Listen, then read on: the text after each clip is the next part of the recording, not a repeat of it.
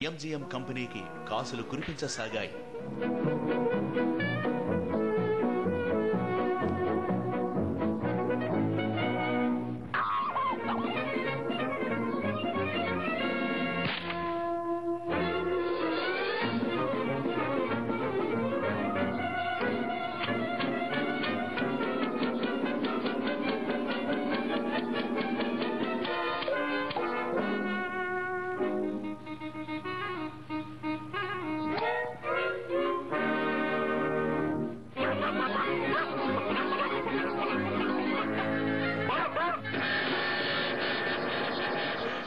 Tom and Jerry అవతరించి ఇప్పటికీ 70 వసంతాలు అయినా వారు మిత్రులో శత్రువులో, శత్రువుల్లా ఉండే మిత్రులో, మిత్రుల్లా ఉండే శత్రువులో ఎవరు ఖచ్చితంగా చెప్పలేరు. అదో మిరకల్ మిక్సింగ్ కామెడీ. ఇద్దరు కత్తులతో, గొడ్డళ్లతో, బాంబులతో ఒకరినొకరు చంపుకోవడానికి ఎత్తులకు పై ఎత్తులు వేస్తారు. కాని మూడో వ్యక్తి ఎంటరైతే ఒప్పుకోరు.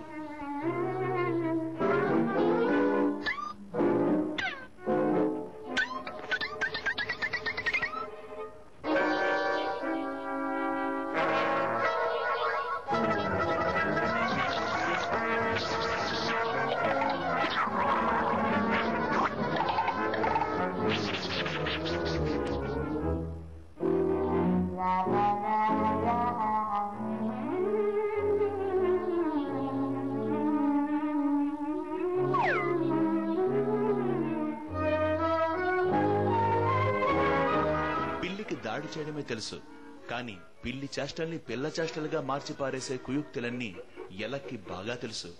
మాటలు తక్కువ, ఆటలు ఎక్కువ. బొమ్మలకు ప్రాణం పోసి వాటితో ఆటలాడించిన వారిలో హేనా బార్బరా ముందు వరుసలో నిలబడితే, టామ్ అండ్ జెర్రీ కార్టూన్ కదలికలకు నిజమైన జీవదాతగా మ్యూజిక్ డైరెక్టర్ స్కాట్ బ్రాడ్లీ నిలుస్తారు.